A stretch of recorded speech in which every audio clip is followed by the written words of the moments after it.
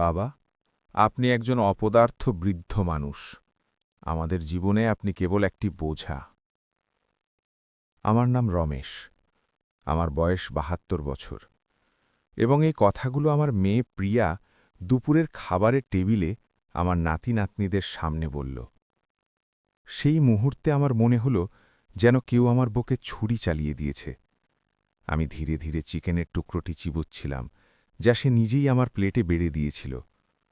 খাবারগুলো আমার মুখে শুকনো লাগতে লাগল। আমি তখন আমার নাতি আরিয়ান ১২ বছর এবং নাতনি খুশিকে দেখলাম, যারা খাবার ছেড়ে দাদাজিকে ভয় পাওয়া চোখে দেখছিল। আপনি কেন বোঝেন না যে এখন পরিস্থিতি বদলে গিয়েছে বাবা? আপনি এখানে বাড়িতে কোনো কিছু ঠিক করতে পারেন না। আপনি এর জন্য অনেক বুড়ো হয়ে গিয়েছেন। এই সব কথা কেবল এই কারণ আমি পরামর্শ দিয়েছিলাম যে হয়তো বাচ্চাদের দুপুরের খাবারের সময় মোবাইলে এতটা সময় দেওয়া উচিত নয়। ব্যাস, এইটুকুই। একজন দাদাজির পরামর্শ, যেমন সব দাদাজিরাই দিয়ে থাকেন। কিন্তু প্রিয়ার কাছে এটা এমন ছিল যেন আমি কোনো অপরাধ করে ফেলেছি। দাদাজি, খুশি হঠাৎ চিৎকার করে কথা ঘোরানোর চেষ্টা করে বলল, আপনি কি পরে আমার হোমওয়ার্কে সাহায্য করতে পারেন? আপনার ঠাকুমা এখন এখানে নেই। প্রিয়া এতটাই রুক্ষভাবে কথাটি বলল যে আমার রক্ত জমে গেল। আর আপনার দাদাজি ঠিক আছেন। ভালো হবে তুমি আমাকেই জিজ্ঞাসা করো। আমি মাথা নিচু করে নিলাম এবং ধীরে ধীরে হাসলাম। এটা খুশির হাসি ছিল না। না, এটা সেই ব্যক্তির হাসি ছিল যে এইমাত্র খুব গুরুত্বপূর্ণ কিছু বুঝতে পেরেছিল। আমি ধীরে ধীরে চিবনো শেষ করলাম, গিলে ফেললাম, ন্যাপকিন দিয়ে মুখ মুছলাম এবং টেবিল থেকে উঠে দাঁড়ালাম। অনুমতি আছে?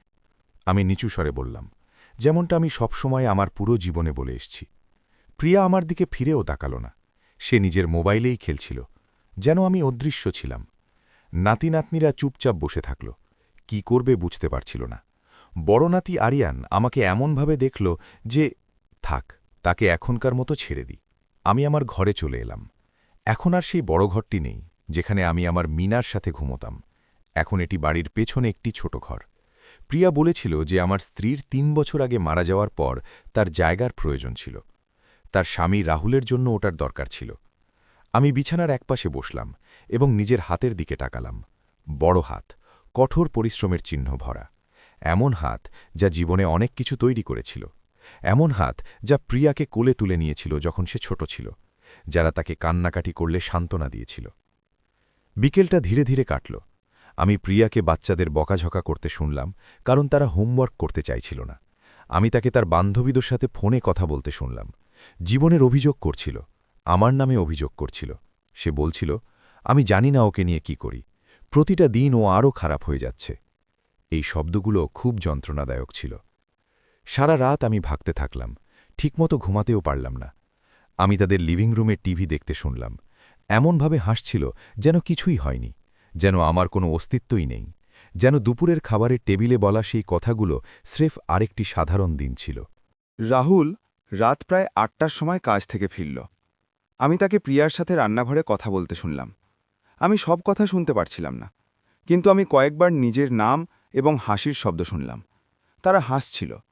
হয়তো প্রিয়া বলছিল যে সে বুড়ো লোকটাকে কেমন তার জায়গা বুঝিয়ে দিয়েছে। আরেকবার আমি বিছানা থেকে উঠলাম এবং আমার ঘরের ছোট জানলার কাছে গেলাম। সেখান থেকে আমি উঠানের কিছুটা অংশ দেখতে পাচ্ছিলাম।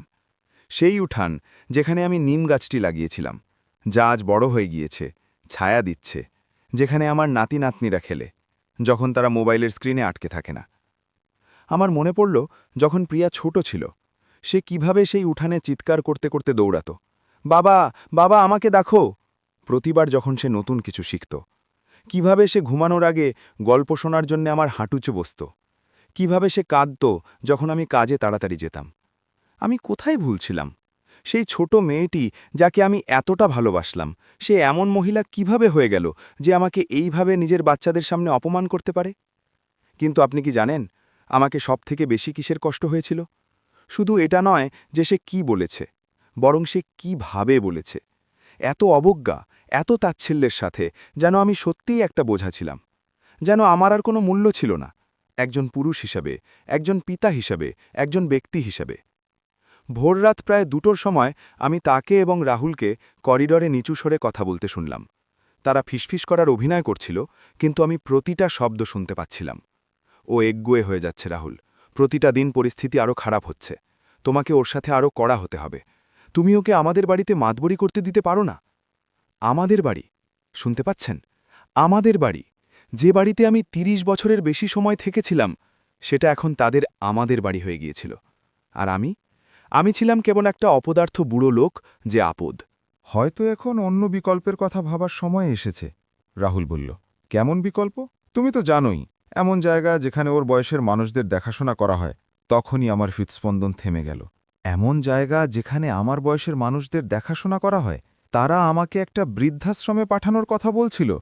আমার নিজের বাড়িতেই আমার থেকে মুক্তি পাওয়ার পরিকল্পনা করছিল। তখনই আমি বুঝলাম যে এখন একটা সিদ্ধান্ত নেওয়ার সময় এসে গিয়েছে।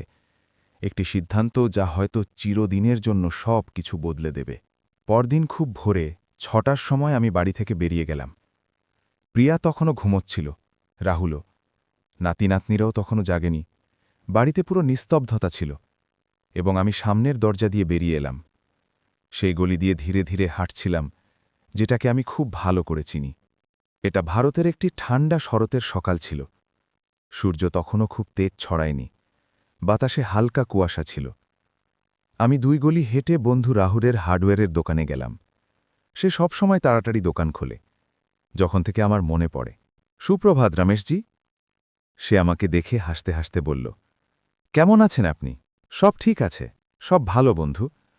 আমার কিছু জিনিস চাই। আমি দীর্ঘশ্বাস নিলাম এবং সরাসরি ওর চোখের দিকে তাকালাম। আমাকে আমার পুরো বাড়ির দরজা এবং তালাগুলো বদলাতে হবে। রাহুলের মুখটা পুরোপুরি বদলে গেল। সে আমাকে ২০ বছরের বেশি সময় ধরে চেনে। সে জানে যে আমি কোনো কারণ ছাড়া কোনো তাড়াহুড়ো করে সিদ্ধান্ত নিই না। সে আমার মুখে এমন কিছু দেখল, যা দেখে সে বুঝতে পারল যে এটা কোনো সাধারণ সিদ্ধান্ত ছিল না। বাড়িতে সব ঠিক আছে তো রমেশ? হ্যাঁ, সব ঠিক আছে। কেবল কিছু জরুরি পরিবর্তন করতে হবে। সে ধীরে ধীরে মাথা নাড়ল এবং আর কোনো প্রশ্ন করল না। সে আমার মতো পুরুষদের চেনে। সে জানে যে আমরা যখন এমন কোনো সিদ্ধান্ত নিই, তখন তার পেছনে আমাদের নিজস্ব কারণ থাকে। কটি তালা? সবগুলো। সামনের দরজা, পেছনের দরজা, গ্যারেজের দরজা। আমার সবথেকে ভালো তালাগুলো চাই বন্ধু, সবথেকে নিরাপদ। রাহুল গুদাম থেকে তালা আনতে গেল। যখন সে ফিরে এলো, তখন সে সবকিছু কাউন্টারে রাখল এবং গুরুত্বের সাথে আমার দিকে তাকালো। রমেশ, আপনি যা করছেন সে ব্যাপারে কি আপনি পুরোপুরি নিশ্চিত? আমি ওর দিকে তাকালাম এবং হাসলাম। এইবার এটা একটা অন্যরকম হাসি ছিল, এমন এক হাসি যা বোঝাচ্ছিল যে আমি অবশেষে ঠিক করে ফেলেছি আমি কি করতে চলেছি। আমি পুরোপুরি নিশ্চিত বন্ধু। এই কাহিনীটি চালিয়ে যাওয়ার আগে আমাকে বলুন আপনি কোন শহর থেকে আমাকে শুনছেন। আমি জানতে চাই আমার সেই ভাইরা কোথায় আছেন যারা বোঝেন যে নিজেরই বাড়িতে অপ্রয়োজনীয় মনে হওয়াটা কেমন লাগে। রাহুল আমার দিকে তাকিয়ে রইল যখন আমি তালার দাম মেটাচ্ছিলাম। ওর চোখে সেই ভাব ছিল যে এমন কাউকে দেখে যাকে সে বছরের পর বছর চেনে এবং জানে যে বড় কিছু হতে চলেছে। সে আমাকে আর কোনো প্রশ্ন করল না, কিন্তু আমি দেখলাম সে ধীরে ধীরে মাথা নাড়াচ্ছিল, যেন বলছিল এই রমেশ কিছু গুরুতর পরিকল্পনা করছে। আপনার কি এগুলো লাগাতে আমার সাহায্য লাগবে? সে জিজ্ঞাসা করল যখন সে তালাগুলোকে একটা ব্যাগে ভরছিল।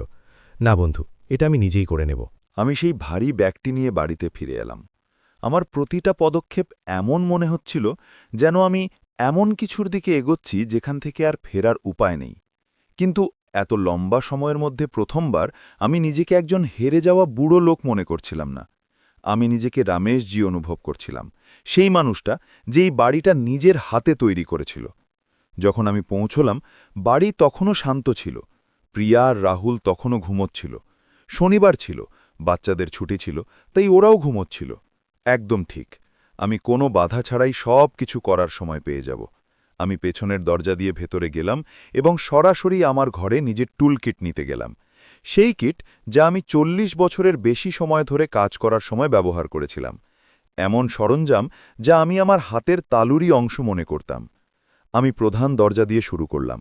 আমি পুরনো তালাটি ধীরে ধীরে সরালাম, চেষ্টা করছিলাম যাতে শব্দ না হয়।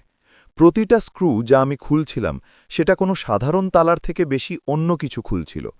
মনে হচ্ছিল যেন আমি আমার জীবনের দিশা বদলে দিচ্ছি। যখন আমি কাজ করছিলাম, আমার মনে পড়ল আমি সেই তালাটি ১৫ বছরের বেশি সময় আগে কখন লাগিয়েছিলাম। প্রিয়া তখন প্রায় ২২ বছরের ছিল এবং সে আমাকে বলেছিল, বাবা, একটা খুব নিরাপদ তালা লাগান যা আমাদের বাড়ির রক্ষা করবে। আমাদের বাড়ি, সে তখন বলেছিল। কত পরিহাস! নতুন তালাটি বেশি ভারী, বেশি আধুনিক, বেশি নিরাপদ ছিল। যখন আমি এটা লাগালাম এবং নতুন চাবিগুলো পরীক্ষা করলাম, তখন আমার বুকে কিছু অদ্ভুত অনুভব হলো। মনে হলো যেন আমি এমন কিছু ফেরত পেয়েছি যা আমার ছিল। আমি পেছনের দরজার কাজ চালিয়ে গেলাম। এটা কিছুটা কঠিন ছিল, কারণ স্যাঁতস্যাঁতে হওয়ার কারণে কাঠ কিছুটা ফুলে গিয়েছিল। আমাকে একটু ঘষতে হলো যাতে নতুন তালাটি পুরোপুরি ফিট হতে পারে। ঘষার আওয়াজ আমাকে সেই সব বছরের কথা মনে করিয়ে দিল যখন আমি নির্মাণ কাজে কাজ করতাম, যখন আমার হাত বেশি শক্তিশালী ছিল এবং আমার পিঠ এতটা অভিযোগ করত না। প্রায় সকাল ৯টা বাজছিল যখন আমি ওপর থেকে প্রথম আওয়াজ শুনলাম। প্রিয়া উঠছিল। আমি গ্যারেজের দরজার সাথে নিজের গতি বাড়িয়ে দিলাম। এই তালাটি সবথেকে জটিল ছিল, কারণ আমাকে পুরো সিস্টেম বদলে ফেলতে হয়েছিল। বাবা, আমি প্রিয়ার কণ্ঠস্বর রান্নাঘর থেকে শুনলাম। আপনি কি ওখানে নিচে শব্দ করছেন? হ্যাঁ মা, আমি গ্যারেজ থেকে চিৎকার করে বললাম। স্রেফ কিছু জিনিস ঠিক করছি। ঠিক আছে, কিন্তু এত শব্দ করবেন না। রাহুল এখনও ঘুমোচ্ছে। রাহুল এখনও সেই ঘরে ঘুমোচ্ছিল যেটা আমার ছিল, সেই বিছানায় যেখানে আমি মিনার সাথে ২৫ বছর ঘুমিয়েছিলাম, যেখানে আমার জীবনের সবথেকে সুন্দর স্মৃতিরা জন্ম নিয়েছিল। কিন্তু আমি এখন তার উপর রেগে থাকতে পারছিলাম না। আমাকে কাজ করতে হতো। আমি গ্যারেজের দরজা ঠিক তখনই শেষ করলাম যখন আমি আমার নাতি নাতনিদের সিঁড়ি দিয়ে নিচে নামতে শুনলাম। আরিয়ান আর খুশি শনিবার সবসময় ব্রেকফাস্ট করতে করতে কার্টুন দেখার জন্য দৌড়াতে দৌড়াতে নিচে নামত। কিন্তু আজ কিছু আলাদা ছিল। আমি তাদের গ্যারেজের জানলা দিয়ে ধীরে ধীরে হাঁটতে দেখলাম, যেন তারা এখনও ভাবছিল যে কাল টেবিলে কি হয়েছিল। আমি আমার সব সরঞ্জাম প্যাক করলাম এবং ধাতু ও কাঠের অবশিষ্টাংশ পরিষ্কার করলাম। আমাকে সবকিছু নিখুঁতভাবে ছেড়ে যেতে হতো। আমি সবসময় এমনই ছিলাম, পরিপাটি, পরিষ্কার। মিনা সবসময় বলতো যে এই কারণেই সে আমাকে এতটা ভালোবাসত, কারণ আমি এমন একজন মানুষ ছিলাম যে খুঁটিনাটি জিনিসের দিকে নজর রাখতাম। যখন আমি রান্নাঘরে গেলাম, তখন প্রিয়া আগে থেকেই কফি বানাচ্ছিল। সে আমাকে অদ্ভুতভাবে দেখল। আপনি এত সকালে কি ঠিক করছিলেন বাবা? তেমন কিছু না মা, স্রেফ কিছু তালা খারাপ হচ্ছিল। তালা? কোন তালা? চিন্তা করো না, সব কাজ হয়ে গিয়েছে। প্রিয়া কপালে ভাঁজ ফেলল, কিন্তু আর কিছু বলল না। সে 2টো কাপে কফি ঢালল, একটি নিজের জন্য এবং রাহুলের জন্য একটি। আর যখন সে এলো, সে আমাকে কিছুই দিল না।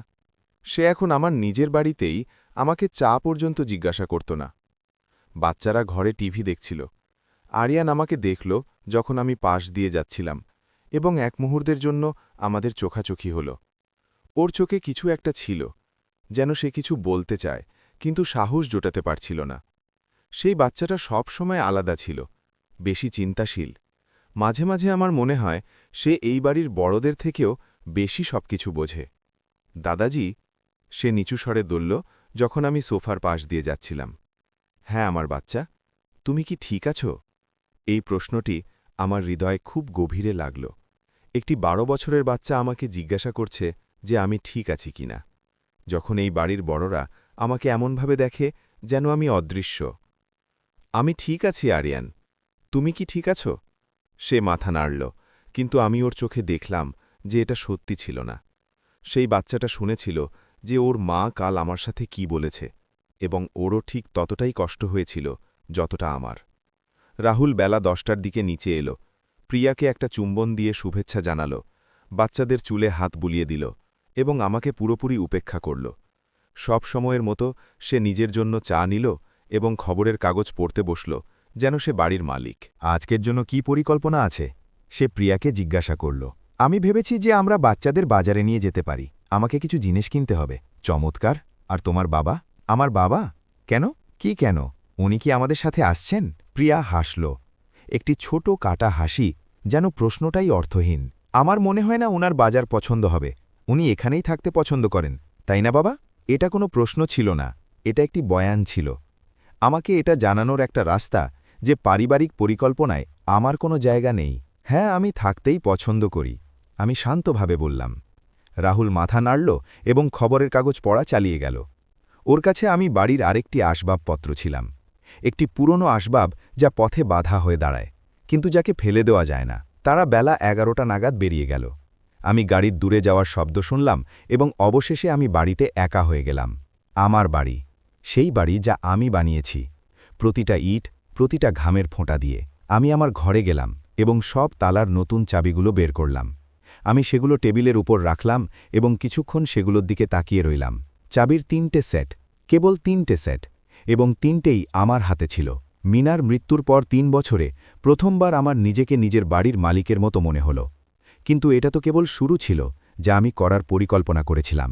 আমার হাতে নতুন চাবিগুলো নিয়ে আমি আমার ঘরে বেশ কিছুক্ষণ দাঁড়িয়ে রইলাম। এটা অদ্ভুত ছিল। 3 বছরে প্রথমবার আমার এমন মনে হলো যেন আমার নিজের জীবনে কোনো কিছুর ওপর নিয়ন্ত্রণ আছে। কিন্তু আমি এটাও জানতাম যে আমি যা করেছি তার পরিণাম হবে। আমি বিছানায় বসলাম এবং নিজের রাতের টেবিলের ড্রয়ারটা খুললাম। ওখানে মিনা আর আমার বিয়ের দিনের ছবি ছিল। ও সেই সাধারণ সাদা পোশাকে, যেটা ও খুব পছন্দ করত। আমি আমার একমাত্র ভালো স্যুটে। আমরা দুজনেই হাসছিলাম, যেন পৃথিবীটা আমাদেরই। কি বলো আমার ভালোবাসা? আমি ছবির দিকে তাকিয়ে ফিসফিস করে বললাম, তোমার কি মনে হয় আমি ঠিক করছি? অবশ্য মিনা কোনো জবাব দিল না, কিন্তু কোনো এক কারণে আমার মনে হলো যেন সে ওখানেই ছিল, যেন সে আমাকে এগিয়ে যাওয়ার শক্তি দিচ্ছিল, যা আমাকে করতে হতো। আমি চাবিগুলো সেই ড্রয়ারে ছবির সাথেই রেখে দিলাম। তারপর আমি রান্নাঘরে গেলাম কিছু খাবার জন্য তৈরি করতে। বাড়িটা এত শান্ত ছিল যে আমি বৈঠকের ঘড়ির টিকটিক শব্দও শুনতে পাচ্ছিলাম। সেই ঘড়ি যা মিনা আমাদের 10ম বিবাহবার্ষিকীতে কিনেছিল। যখন আমি আগের দিনের বেঁচে যাওয়ার রাজমা গরম করছিলাম, আমি সেই সব জিনিসের কথা ভাবতে শুরু করলাম যা মিনার মৃত্যুর পর বদলে গিয়েছিল। আমি না কেবল আমার স্ত্রীকে হারিয়েছিলাম, আমি পরিবারে নিজের জায়গাও হারিয়েছিলাম, যেন ওকে ছাড়া আমি আর কারোর জন্য গুরুত্বপূর্ণ ছিলাম না। প্রিয়া শেষকৃত্যের প্রায় সঙ্গে সঙ্গেই আমার সাথে অন্যরকম আচরণ শুরু করে দিয়েছিল। প্রথমে আমার মনে হলো এটা কষ্ট ছিল যে আমরা সবাই শোকাহত ছিলাম, কিন্তু পরে আমি অনুভব করলাম যে ওটা সেটা ছিল না।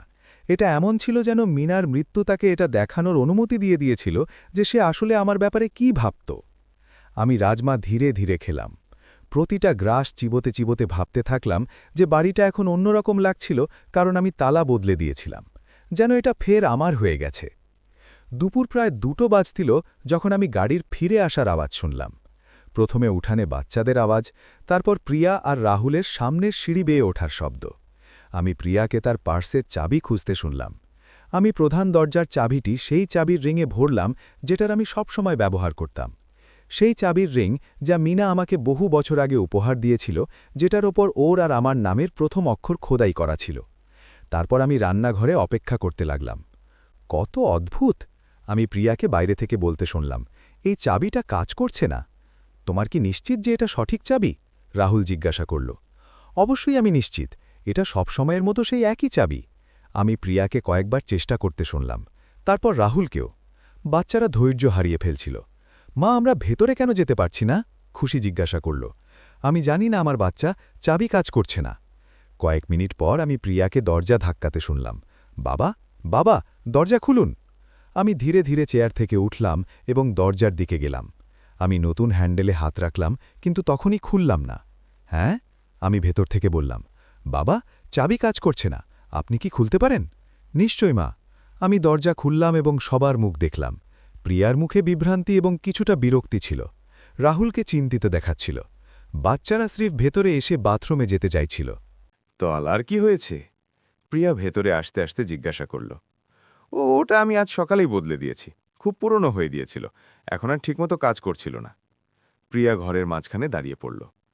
আপনি আমাকে জিজ্ঞাসা না করেই বদলে দিলেন? এটা আমার বাড়ি মা, আমি চাইলে তালা বদলাতে পারি। রাহুলও দাঁড়িয়ে পড়ল। দুজনেই আমাকে এমনভাবে দেখল যেন আমি পুরোপুরি অবাস্তব কিছু বলে ফেলেছি। বাবা, প্রিয়া সেই গলায় কথা বলল যা সে তখন ব্যবহার করত যখন আমার সাথে এমনভাবে কথা বলতো যেন আমি বাচ্চা। আমাদের চাবির কপি চাই? নিশ্চয়ই, কালই আমি কপি করিয়ে আনব। না বাবা, আমাদের এখনই চাই, আমরা এখানে থাকি। হ্যাঁ, আমি জানি, আর কাল তোমরা তোমাদের কপি পেয়ে যাবে। আমি দেখলাম রাহুল আর প্রিয়া একে অপরের দিকে তাকালো। ওটা সেই চাহনিগুলোর মধ্যে একটা ছিল যেটার মানে অনেক কিছু। একটা এমন চাহনি যা বলছিল, আপনি কি এই বুড়োর জেদ বিশ্বাস করতে পারেন? রাহুল বলল। রাহুল সেই সুর ব্যবহার করল যা সে সব সময় আমার সাথে করত, যেন সে আমার সাথে কথা বলে আমার উপর দয়া করছে। রমেশ, আমাদের বাড়িতে স্বাধীনভাবে যাতায়াত করার দরকার আছে, আমাদের কাজ আর দায়িত্ব আছে, আর সেগুলো তুমি পাবে রাহুল, কালকেই। প্রিয়া জোরে দীর্ঘশ্বাস ফেলল। বাবা, এটা হাস্যকর, আমাকে চাবি দিন আর আমি নিজেই এখনই কপি করিয়ে নিয়ে আসছি। না। শব্দটা আমার মুখ থেকে এতটা স্পষ্ট আর দৃঢ়ভাবে বেরোল যে আমি নিজেও অবাক হয়ে গেলাম। প্রিয়ার মুখ হাঁ হয়ে গেল। কিভাবে না? না প্রিয়া, কপি আমি কালই করিয়ে আনব। কিন্তু বাবা, কিন্তু কিচ্ছু না, এটা আমার সিদ্ধান্ত। বাচ্চারা ওখানেই দাঁড়িয়ে পুরো বিতর্ক দেখছিল। আরিয়ান আমাকে এমন এক অভিব্যক্তির সাথে দেখছিল যে আমি বুঝতে পারছিলাম না, যেন সে তার দাদাকে অনেকদিন পর প্রথমবার দেখছে। রাহুল আমার কাছে এলো। সে আমার থেকে লম্বা ছিল, আমার থেকে তরুণ ছিল, এবং আমার মনে হয় সে ভেবেছিল যে সে আমাকে ভয় পাইয়ে দেবে। রমেশ, জেদ করবেন না, আমাদের চাবি দিন। আমি সরাসরি ওর চোখের দিকে তাকালাম। না, না, না রাহুল, আর যদি তোমার পছন্দ না হয় তবে তুমি থাকার জন্য অন্য কোনো জায়গা খুঁজে নিতে পারো। তারপরের নীরবতা এতটাই গভীর ছিল যে সেটাকে ছুরি দিয়ে কাটা যেত। প্রিয়ার মুখ রাগে লাল হয়ে গিয়েছিল। রাহুল হাত মুষ্টিবদ্ধ করছিল। বাচ্চারা জানত না কোথায় যাবে। আপনি কি আমাদের বাড়ি থেকে বের করে দিচ্ছেন? প্রিয়ার আগে কাঁপতে কাঁপতে জিজ্ঞাসা করল। আমি তোমাকে বের করছি না, স্রেফ তোমাকে মনে করিয়ে দিচ্ছি যে এই বাড়িটা কার। এই বাড়িটা আমার আর আপনার দুজনেরই। না প্রিয়া, এই বাড়িটা আমার, আমি বানিয়েছি, আমি এর দাম মিটিয়েছি, এটা আমার নামে আছে। তোমরা এখানে থাকো, কারণ আমি তোমাদের থাকতে দিই। প্রিয়া কিছুক্ষণের জন্য নির্বাক হয়ে গেল। তারপর সে ফেটে পড়ল। আপনি এটা করতে পারেন না, আমরা আপনার পরিবার। পরিবার? আমি শান্তভাবে জিজ্ঞাসা করলাম। সেই পরিবার যে কাল আমাকে বলেছিল যে আমি একজন অপদার্থ বুড়ো, যে কেবল পথের বাধা? প্রিয়া ফ্যাকাশে হয়ে গেল। সে ভুলে গিয়েছিল যে বাচ্চারা এখনো সব শুনছে। বাবা, আমার ওটা উদ্দেশ্য ছিল না। হ্যাঁ, তোমার ওটাই উদ্দেশ্য ছিল মা, তুমি খুব পরিষ্কারভাবে বলেছিলে, নিজের বাচ্চাদের সামনে, আমার নাতি নাতনিদের সামনে। রাহুল নাক গলানোর চেষ্টা করল। রমেশ, আমরা বুঝি যে আপনি রেগেছিলেন, কিন্তু আমি রেগেছিলাম না রাহুল, আমি উপলব্ধি করেছিলাম, আমি অনেক কিছু উপলব্ধি করেছিলাম। আমি সিঁড়ির দিকে এগোলাম, কিন্তু ওঠার আগে ফিরে তাকালাম। কাল আমি তোমাদের চাবির কপি দেব। এর মধ্যে যদি তোমরা বাইরে যেতে চাও তবে আমাকে জানাবে, যদি ভেতরে আসতে চাও তবে বেল বাজাবে। এটা অবাস্তব, প্রিয়া চিৎকার করল। অবাস্তব? আমি নিচু স্বরে বললাম। এটা যে ৭২ বছরের একজন মানুষকে নিজেরই বাড়ির তালা বদলাতে হয় যাতে তার সম্মান বজায় থাকে। আমি আমার ঘরে চলে গেলাম এবং দরজা বন্ধ করে দিলাম। নিচ থেকে আমি প্রিয়া আর রাহুলকে নিচু স্বরে ঝগড়া করতে শুনছিলাম যে কি করা উচিত। বহু বছরের প্রথমবার আমি সত্যি হাসলাম। সেই রাতে আমি খাওয়ার জন্য নিচে গেলাম না। আমি প্রিয়াকে রান্নাঘরে খাবার বানাতে শুনলাম। আমি বাচ্চাদের আওয়াজ শুনলাম যে দাদাজি নিচে কেন আসছেন না। আমি রাহুলকে নিচু স্বরে ফোনে কারো সাথে কথা বলতে শুনলাম। রাত প্রায় ৮টার সময় প্রিয়া উপরে এলো এবং আমার ঘরের দরজা ধাক্কালো। বাবা, খাবার তৈরি। ধন্যবাদ মা, আমার খিদে নেই। বাবা, নিচে আসুন প্লিজ, আমাদের কথা বলতে হবে। কাল কথা বলবো প্রিয়া, আজ আমরা যথেষ্ট কথা বলে ফেলেছি। আমি করিডোরে ওর পায়ের শব্দ দূরে চলে যেতে শুনলাম। তারপর নিচে আরও আওয়াজ, ওর আর রাহুলের মধ্যে লম্বা কথোপকথন। আমি সঠিক শব্দ শুনতে পাচ্ছিলাম না, কিন্তু সুরটা চিন্তার ছিল, বা হয়তো বিরক্তির। এই মুহূর্তে আমি তফাৎ করতে পারছিলাম না। আমি গভীর রাত পর্যন্ত জেগে থাকলাম, নিজের ঘরের ছোট জানলা দিয়ে বাইরে তাকিয়ে রইলাম। চাঁদের আজও এই উঠানটা আলাদা দেখাচ্ছিল। সেই নিম গাছ যা আমি এত বছর আগে লাগিয়েছিলাম, এখন সেটা একটা বড় গাছ। ওর ডালগুলো প্রায় আমার জানলা পর্যন্ত পৌঁছে যাচ্ছিল। আমার মনে পড়ল যখন প্রিয়া প্রায় ৬ বছরের ছিল এবং আমাকে ওটা লাগাতে সাহায্য করছিল। ও ছোট ছোট পাথর বয়ে নিয়ে আসছিল যখন আমি গর্ত খুঁড়ছিলাম। এটা কি খুব বড় হবে বাবা? সে আমাকে জিজ্ঞাসা করেছিল। হ্যাঁ মা, আমি বলেছিলাম, এটা এত বড় হবে, যখন তুমি বড় হবে তখন নিজের বাচ্চাদের সাথে ওর ছায়ায় বসবে। আর ওখানে সেই বড় আর ঘন গাছটি ছিল। প্রিয়া এখন বড় হয়ে গিয়েছিল, ওর বাচ্চারাও ছিল, কিন্তু সে কখনো ওর ছায়ায় বসত না। সে কখনো আরিয়ানার খুশিকে বলেনি যে কিভাবে সে সাহায্য করেছিল, যে তাদের দাদাজি এটা লাগিয়েছিলেন। পরদিন আমি সবসময়ের মতো তাড়াতাড়ি উঠে পড়লাম। রান্নাঘরে কফি বানাতে গেলাম এবং টেবিলে একটা নোট পেলাম। বাবা, আমরা কাজে চলে গিয়েছি, বাচ্চারা স্কুলে। দয়া করে আজ চাবির কপিগুলো করিয়ে নেবেন। আপনি এই পাগলামি চালিয়ে যেতে পারেন না। প্রিয়া। পাগলামি, সেই শব্দটা আমাকে যতটা ভেবেছিলাম তার থেকে বেশি আঘাত দিল। ওর কাছে নিজের বাড়ির ওপর আমার নিয়ন্ত্রণ রাখাটা পাগলামি ছিল। আমি কফি ধীরে ধীরে খেলাম, প্রতিটা চুমুকের স্বাদ নিয়ে। তারপর আমি বাইরে যাওয়ার জামাকাপড় পরলাম এবং বন্ধু রাহুলের হার্ডওয়্যারের দোকানে চলে গেলাম। সুপ্রভাত রমেশজি, তালার কি খবর? খুব ভালো বন্ধু, এখন আমার কিছু কপি লাগবে। রাহুল চাবিগুলো নিল এবং সেগুলো পরীক্ষা করল। এগুলো ভালো কোয়ালিটির তালা। কয়টি কপি চাই? আমি এক মুহূর্তের জন্য ভাবতে লাগলাম। 2টো সেট, ব্যাস 2টো। ব্যাস 2টো? যখন রাহুল কপি বানাচ্ছিল, আমি হার্ডওয়্যারের দোকানের জানলা দিয়ে বাইরে তাকিয়ে রইলাম। চেনা পরিচিত মানুষজন যাচ্ছিল। ডোনা রোজা তার কাপড়ের ব্যাগ নিয়ে বাজারে যাচ্ছিল। যুবক মিগুয়েল নীল রঙের ট্যাক্সি চালাচ্ছিল। মানুষ আমাকে সম্মান দিয়ে অভিবাদন জানাচ্ছিল, এমন মানুষ যারা আমাকে কখনো অপদার্থ বুড়ো বলেনি। বাড়িতে সব ঠিক আছে রমেশজি? রাহুল চাবি ঘষতে ঘষতে জিজ্ঞাসা করল। বলুন যে আমি কিছু প্রয়োজনীয় পরিবর্তন করছি। রাহুল মাথা নাড়ল। সে একজন বুদ্ধিমান লোক ছিল। সে জানত কখন প্রশ্ন করতে হয় আর কখন চুপ থাকতে হয়। মাঝে মাঝে একজন মানুষকে নিজের পরিবারকে মনে করিয়ে দিতে হয় যে সে কে। সে নিজের কাজ থেকে নজর না সরিয়েই বলল, একদম বন্ধু। যখন কপি তৈরি হয়ে গেল, আমি সেগুলো নিজের পকেটে রাখলাম এবং দাম মেটালাম। কিন্তু সাথে সাথে বাড়ি ফেরার বদলে আমি কিছুক্ষণ আরও হাঁটার সিদ্ধান্ত নিলাম। অনেক দিন হয়ে গিয়েছিল যখন আমি পাড়ায় কোনো তাড়াহুড়ো ছাড়াই ঘুরছিলাম, এটা অনুভব না করে যে আমাকে কাউকে বিরক্ত না করার জন্য তাড়াতাড়ি ফিরে যেতে হবে। আমি সেই চার্চের পাশ দিয়ে গেলাম যেখানে মিনা আর আমার বিয়ে হয়েছিল। ফাদার জোসেফ প্রবেশদ্বারই ঝাড়ু দিচ্ছিলেন।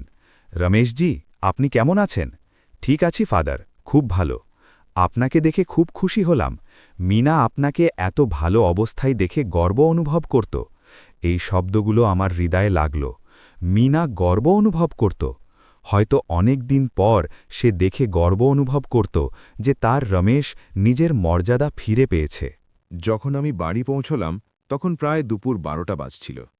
প্রিয়া ডক্টর ফার্নান্ডেজের চেম্বারে তার পার্ট টাইম চাকরি থেকে ফিরে এসেছিল।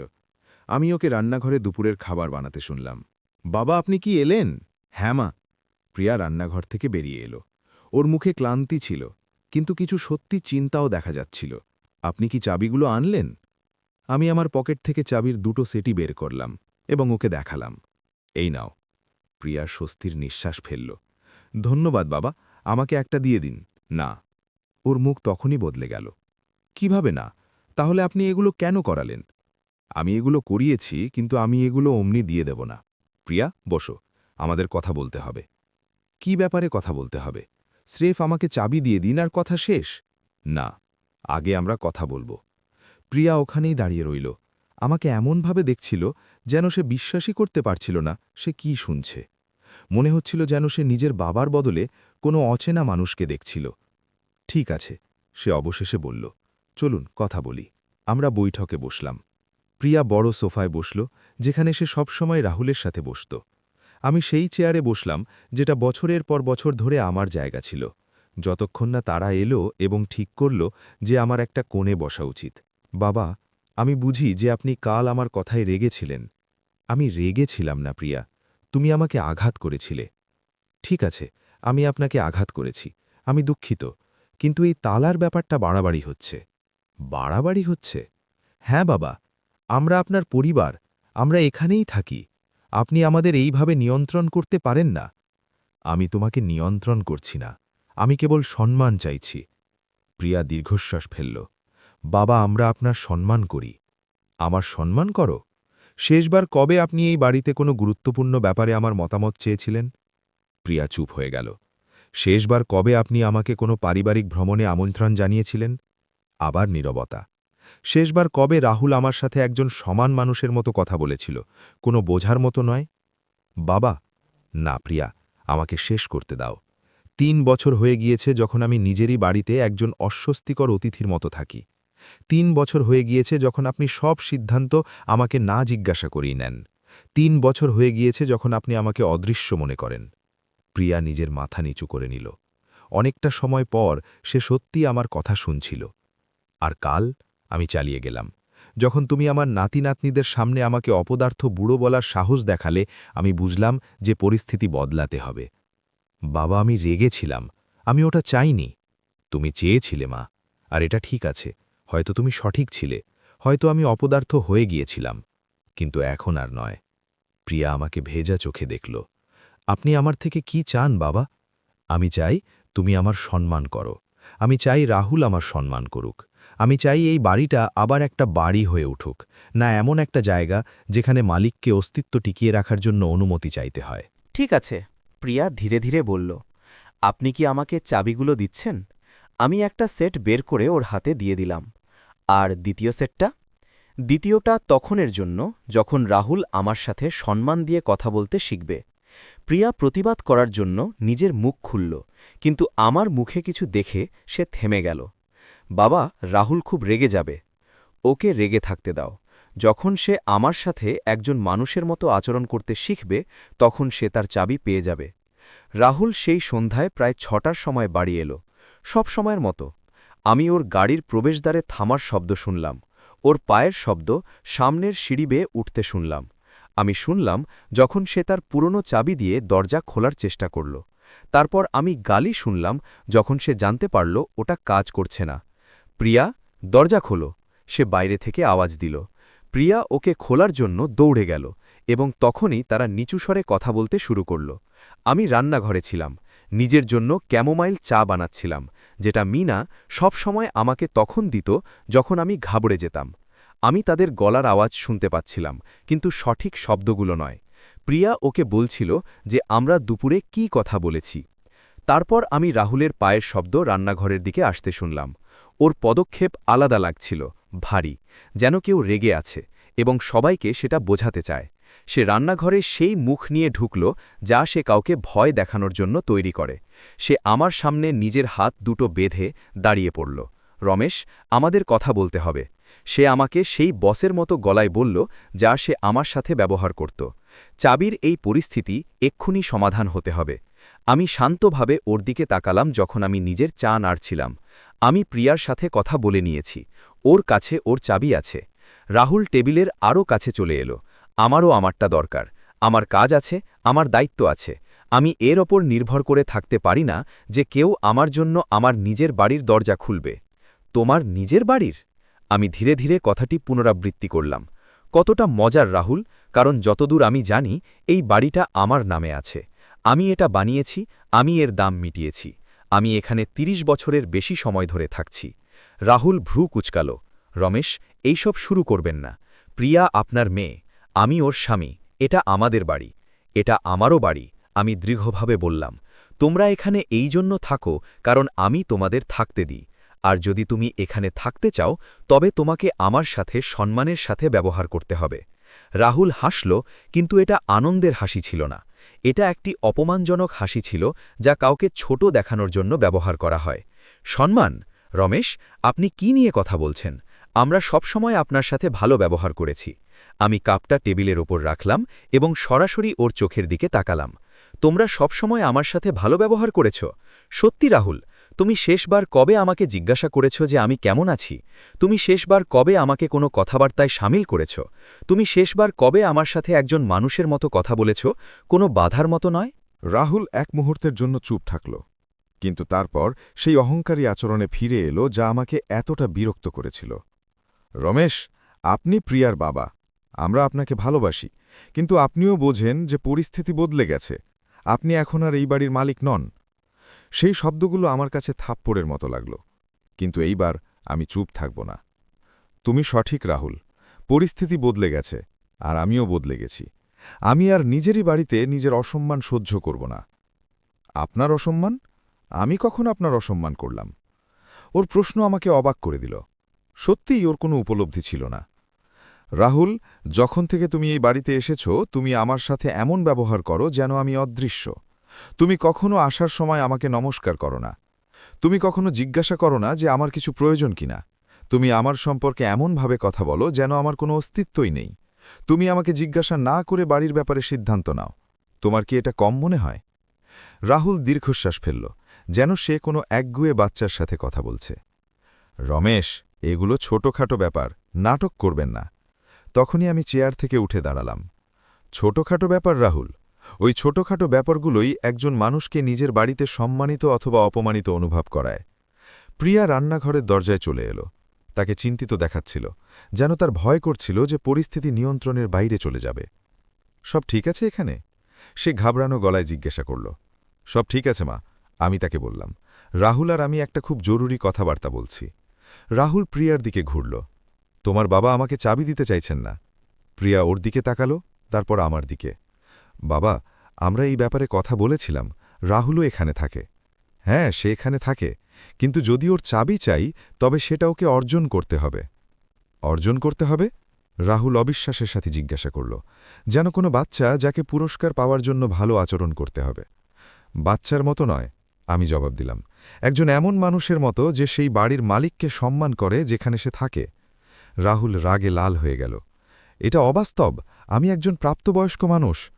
তবে সেইভাবেই আচরণ করো।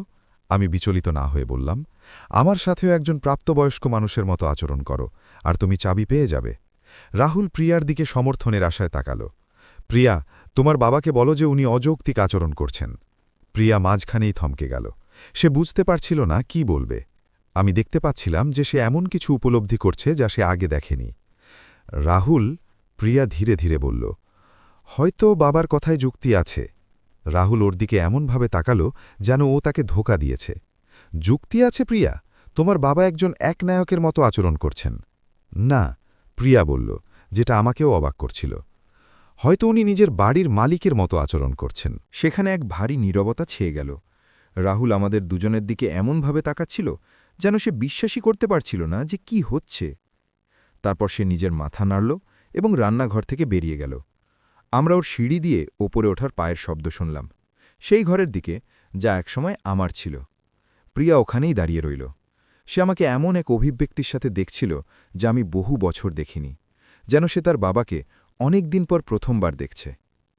বাবা, সে নিচু স্বরে বলল, রাহুল কি সত্যি তোমার সাথে এমন ব্যবহার করে? কতটা ভুল? আমি ভাবতে লাগলাম যে কি জবাব দেব। আমি প্রিয়াকে খারাপ অনুভব করাতে চাইছিলাম না, কিন্তু মিথ্যেও বলতে চাইছিলাম না। আমার জামাই রাহুল খারাপ নয়, কিন্তু সে আমার সাথে এমন ব্যবহার করে যেন আমি অদৃশ্য, যেন আমার মতামতের কোনো মূল্য নেই, যেন এই বাড়িটা ওর আর আমি স্রেফ একজন অসুবিধাজনক অতিথি। প্রিয়া সেই চেয়ারটায় বসল যেখানে রাহুল বসেছিল। আমি লক্ষ্য করিনি, সে দুঃখিত গলায় বলল, আমি জানি মা, আর আমি তোমাদের দোষ দিই না। তোমাদের নিজেদের জীবন আছে, নিজেদের সমস্যা আছে, নিজেদের পরিকল্পনা আছে, কিন্তু আমিও একজন মানুষ, আমারও অনুভূতি আছে, আমিও সম্মানের অধিকারী। প্রিয়া ধীরে ধীরে মাথা নাড়ল। আপনি ঠিক বলছেন বাবা, আমি দুঃখিত। তোমাকে ক্ষমা চাওয়ার প্রয়োজন নেই প্রিয়া, আমার কেবল পরিস্থিতিতে পরিবর্তন চাই। সেই রাতে খাবার সময় রাহুল নিচে এলো না। প্রিয়া বাচ্চাদের বলল যে বাবার শরীর ভালো লাগছে না। আমি আমার নাতি নাতনিদের সাথে অনেক দিন পর রাতের খাবার খেলাম, এমন কেউ ছাড়াই যে আমাকে অনুভব করাবে যে আমি পথের বাধা হয়ে দাঁড়িয়েছি। আরিয়ান, যে সবসময় বুদ্ধিমান ছিল, আমাকে জিজ্ঞাসা করল, দাতাজি, রাহুল আঙ্কেল রেগে আছেন কেন? আমি আমার নাতির দিকে তাকিয়ে হাসলাম। মাঝে মাঝে বড়দের একে অপরের সম্মান করতে শিখতে হয় আমার বাচ্চা। রাহুল শিখছে। পরের 3 দিন বাড়িতে পরিস্থিতি অদ্ভুত ছিল। রাহুল এখনও আমার সাথে কথা বলছিল না, কিন্তু এখন ওটা অন্যরকম ছিল। এখন এমন ছিল না যে সে আমাকে আগের মতো উপেক্ষা করছিল। এখন এটা ছিল জানলে বুঝে আমার সাথে কথা না বলার সিদ্ধান্ত। সে সকালে তাড়াতাড়ি উঠত, কাজে চলে যেত, এবং সন্ধ্যায় যখন ফিরত তখন কাউকে নমস্কার না জানিয়েই সরাসরি নিজের ঘরে চলে যেত। প্রিয়া আমার সাথে অন্যরকম ব্যবহার করতে শুরু করেছিল। এটা আগেকার মতো ছিল না যখন সে আমাকে বোঝা মনে করত, কিন্তু এটা তখনকার মতো ছিল না যখন সে ছোট ছিল। এটা নতুন কিছু ছিল, যেন সে ফের নিজের মেয়ে হয়ে ওঠার রাস্তা খোঁজার চেষ্টা করছে, কিভাবে করতে হবে সেটা ঠিকমতো না জেনেই। বুধবার সকালে যখন আমি রান্নাঘরে একা ব্রেকফাস্ট করছিলাম, আমি ওপরে প্রিয়া আর রাহুলকে ঝগড়া করতে শুনলাম। তাদের কণ্ঠস্বর ভেন্টিলেশন ডাক্টের মাধ্যমে রান্নাঘর পর্যন্ত পৌঁছাচ্ছিল। এটা এইভাবে চলতে পারে না রাহুল, প্রিয়া বলছিল। ইনি আমার বাবা আর এটা ওনার বাড়ি। তোমার বাবা পাগলের মতো ব্যবহার করছেন, রাহুল জবাব দিল, আর তুমি ওনাকে সমর্থন করছো। আমি ওনাকে সমর্থন করছি না, কিন্তু আমি ওনার কথা বুঝতে শুরু করেছি। বোঝা যে একটা একগুয়ে বুড়ো লোক 2 জন প্রাপ্তবয়স্কের জীবন নিয়ন্ত্রণ করতে পারে, এই শব্দগুলো আমাকে কষ্ট দিল। কিন্তু এখন আর আমি অবাক হলাম না। রাহুল এখনও কিছুই বুঝছিল না। রাহুল, তুমি শেষবার আমার বাবাকে সুপ্রভাত কবে বলেছিলে? নীরবতা। তুমি শেষবার ওনাকে কবে জিজ্ঞাসা করেছ যে উনি কেমন অনুভব করছেন? আরও নীরবতা। তুমি শেষবার ওনার সাথে কবে একজন মানুষের মতো ব্যবহার করেছিলে, কোনো আসবাবপত্রের টুকরোর মতো নয়? রাহুল, বেশি কথা বলো না। আমি বেশি কথা বলছি না, এবং আমার মনে হয় আমার বাবা ঠিক বলছেন। আমরা ওনার সাথে না বুঝে হোক বা জেনে শুনে খারাপ ব্যবহার করে এসছি। আমি ঘরে পায়ের আওয়াজ শুনলাম। তারপর রাহুলের কণ্ঠস্বর কিছুটা দূর থেকে এলো, যেন সে বাথরুমে চলে গিয়েছে। এই বুড়ো লোকটা আমাদের চাল দিচ্ছে, সে বলল, আর তুমি ওর জালে ফেসে যাচ্ছ। সেই বিকেলে যখন রাহুল কাজ থেকে ফিরল, সরাসরি নিজের ঘরে যাওয়ার বদলে যেমনটা সে করছিল, সে বৈঠকে থামল, টিভি চালু করল এবং নিজের সবসময়ের চেয়ারটায় বসল। আমি আমার চেয়ারে খবরের কাগজ পড়ছিলাম, সেই একই চেয়ার যেটা আমি তালা বদলানোর দিন থেকে ফেরত পেয়েছিলাম। আমরা প্রায় 1 ঘন্টা এইভাবেই কাটালাম, দুজনেই এক ঘরে, কিন্তু কথা না বলে। রাহুল খবর দেখছিল, আমি পড়ছিলাম। মাঝে মাঝে আমার মনে হচ্ছিল সে আমাকে আর চোখে দেখছে, কিন্তু যখন আমি ফিরতাম সে নিজের দৃষ্টি টিভিতে ফিরিয়ে নিত। প্রিয়া প্রায় 6টার সময় বাচ্চাদের সাথে এলো।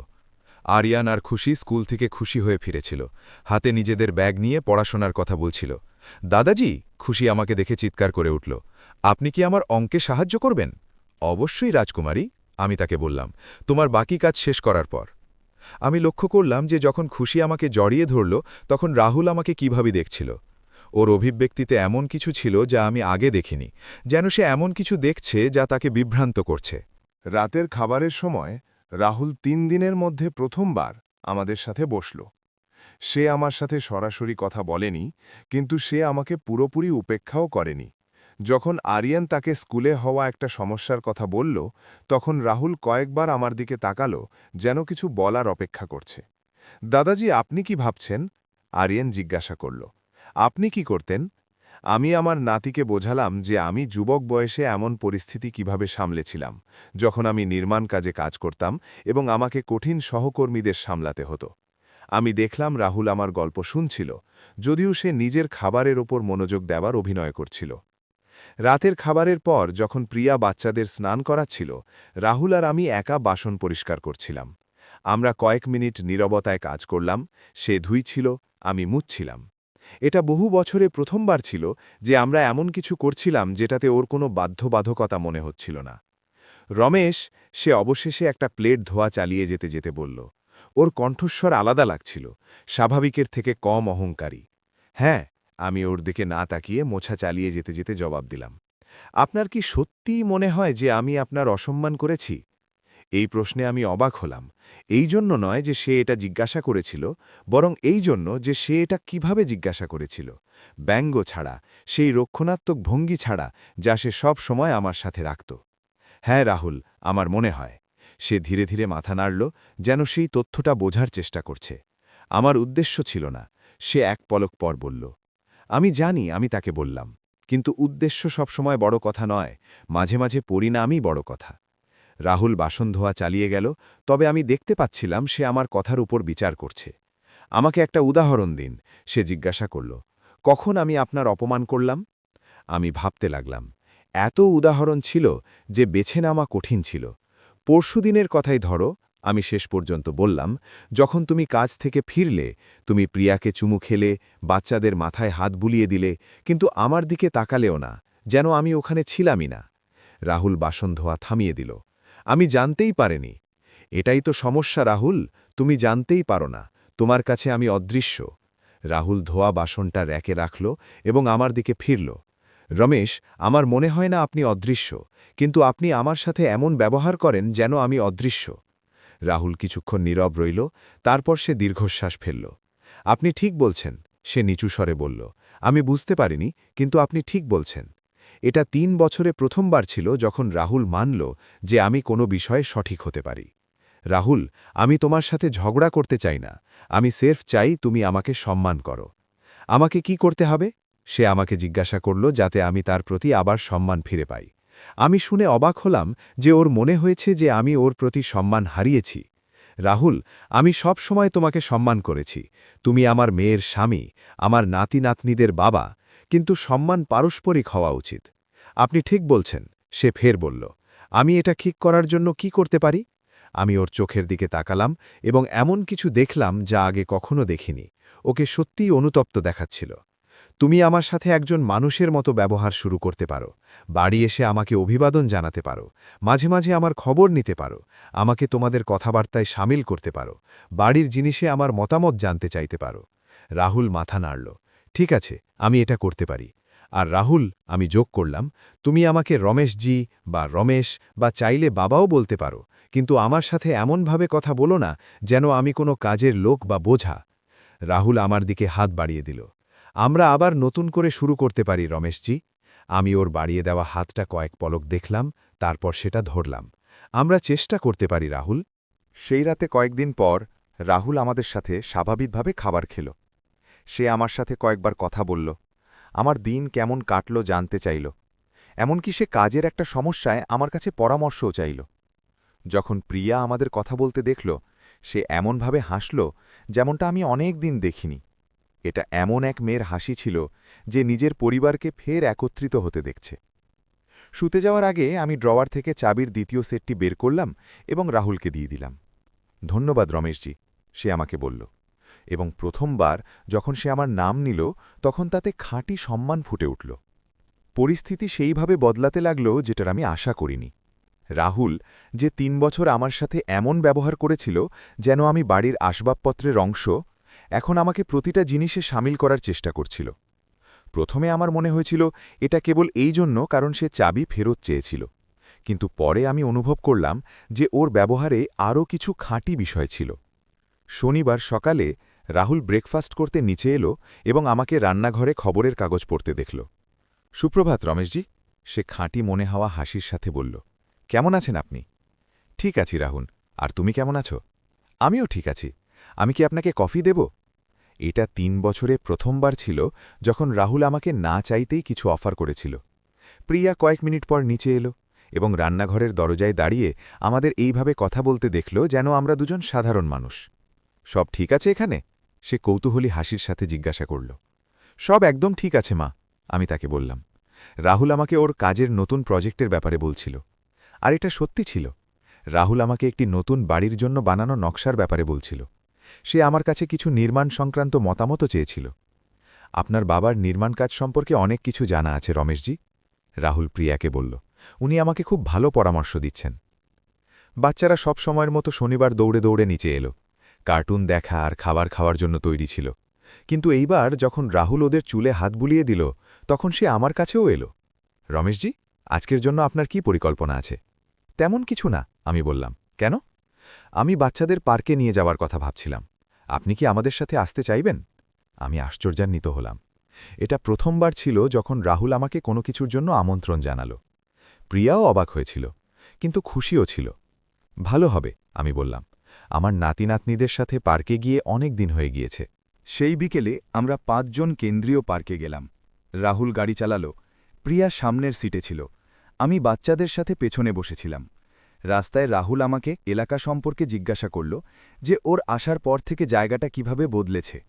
আমি তাকে সেই দিনগুলোর গল্প শোনালাম যখন প্রিয়া ছোট ছিল, কিভাবে আমরা প্রতি রবিবার চার্চের পর এই পার্কে আসতাম।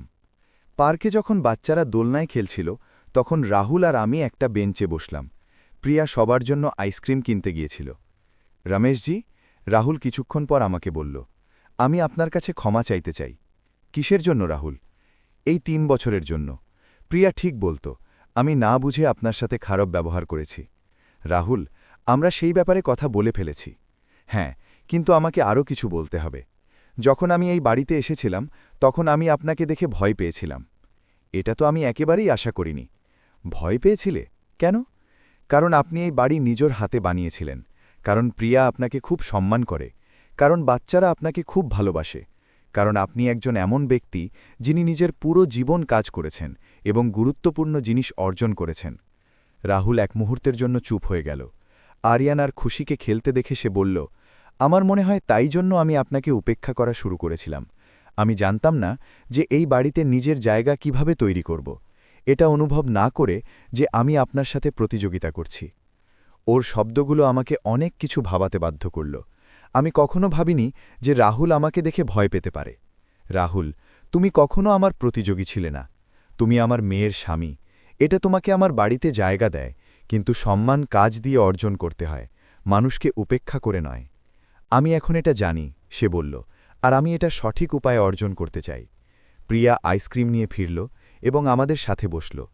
তোমরা কি নিয়ে কথা বলছো? সে জিজ্ঞাসা করল। পুরুষদের কথা, রাহুল ওকে চোখ টিপে বলল। পুরুষদের কথা? প্রিয়া হাসতে হাসতে জিজ্ঞাসা করল। রমেশ আঙ্কেল আমাকে শেখাচ্ছেন যে একজন ভালো পারিবারিক মানুষ কিভাবে হতে হয়, রাহুল বলল। সেই রাতে খাবারের সময় রাহুল এমন কিছু করল যা আমাকে পুরোপুরি চমকে দিল। সে বাচ্চাদের বলল, বাচ্চারা, তোমাদের দাদাজির কাছে অনেক আকর্ষণীয় গল্প আছে। তোমরা ওনাকে কেন বলো না যে উনি তোমাদের একটা গল্প শোনান? আরিয়ান সাথে সাথে নিজের কাঁটা চামচ ছেড়ে দিল। হ্যাঁ দাদাজি, আমাদের শোনান যখন আপনি তরুণ ছিলেন। আমি তাদের আমার শুরুর বছরগুলোতে নির্মাণ কাজে কাজ করার ব্যাপারে বললাম। মিনা দাদির সাথে কিভাবে দেখা হলো, সেই বাড়ির নির্মাণ কিভাবে করেছিলাম যেখানে আমরা থাকি, সব বললাম। রাহুল প্রতিটা শব্দ মন দিয়ে শুনছিল, বুদ্ধিমত্তাপূর্ণ প্রশ্ন জিজ্ঞাসা করছিল, খাঁটি আগ্রহ দেখাচ্ছিল। প্রিয়াও শুনছিল, কিন্তু আমি ওর চোখে এমন কিছু দেখতে পাচ্ছিলাম যা অপরাধ বোধের মতো মনে হচ্ছিল। বাচ্চাদের শুতে যাওয়ার পর প্রিয়া আমার কাছে এলো যখন আমি বাসন ধুইছিলাম। পাপা, আমি আপনাকে কিছু বলতে চাই। বলো মা। এই গত দিনগুলোতে আমি অনেক কিছু বুঝতে পেরেছি যে রাহুল আর আমি আপনার সাথে কেমন ব্যবহার করছিলাম। প্রিয়া রান্নাঘরের কাউন্টারে হেলান দিল। জানেন আমার সবথেকে বেশি কষ্ট কিসে হয়েছে? কিসে মা? এটা জেনে যে আমার বাচ্চারা তাদের দাদাজিকে আসলে চেনেই না। ৩ বছর ধরে আমরা তাদের আপনার থেকে দূরে রেখেছি, না জেনে। না মা, আমাকে শেষ করতে দিন। আরিয়ানার খুশি সেই গল্পগুলো জানত না যা আপনি আজ ওদের শোনালেন। ওরা জানত না আপনি কিভাবে এই বাড়ি বানিয়েছেন, আপনি মায়ের সাথে কিভাবে দেখা করেছিলেন, আপনি কেমন মানুষ। আর এটা আমার ভুল। আমি আমার মেয়ের চোখে জল দেখলাম। আমার মা, নিজেকে দোষ দিও না। হ্যাঁ, আমি নিজেকেই দোষ দিই পাপা, কারণ মা মারা যাওয়ার পর আমাদের আপনার আরও কাছে আসার বদলে আমরা আপনাকে দূরে সরিয়ে দিয়েছিলাম। ওনার স্মৃতির সম্মান করার বদলে, আপনাকে নিজের কাছে রাখার বদলে আমরা আপনাকে একটা বোঝার মতো অনুভব করিয়েছি। প্রিয়া নিজের হাতের তালু দিয়ে চোখ মুছল। মা আমাকে অনেক বকা দিতেন যদি উনি দেখতেন আমি আপনার সাথে কেমন ব্যবহার করেছি। আমি সেই বাসনটা ছেড়ে দিলাম যেটা ধুইছিলাম এবং নিজের মেয়েকে জড়িয়ে ধরলাম। এটা ৩ বছরে প্রথমবার ছিল যখন আমরা সত্যিই একে অপরকে জড়িয়ে ধরেছিলাম। প্রিয়া, তোমার মা তোমাকে খুব ভালোবাসত আর জানত যে তুমি ভালো। তুমি স্রেফ কিছু সময়ের জন্য রাস্তা হারিয়ে ফেলেছিলে। আপনি কি আমাকে ক্ষমা করবেন পাপা? আমি তোমাকে আগেই ক্ষমা করে দিয়েছি মা, যে মুহূর্তে তুমি নিজের ভুল বুঝতে পেরেছ। রাহুল রান্নাঘরের দরজায় দেখা দিল। সব ঠিক আছে এখানে? সবকিছু একদম নিখুঁত আছে, আমি তাকে বললাম। স্রেফ বাবা আর মেয়ের মধ্যে একটা বাকি থাকা কথাবার্তা। রাহুল মাথা নাড়ল। রমেশ আঙ্কেল, আমরা কি কাল কথা বলতে পারি? আমি আপনাকে কিছু প্রস্তাব দিতে চাই। নিশ্চয়ই রাহুল, এটা কিসের ব্যাপারে? এটা একটা সারপ্রাইজ, কিন্তু আমার মনে হয় আপনার এটা পছন্দ হবে।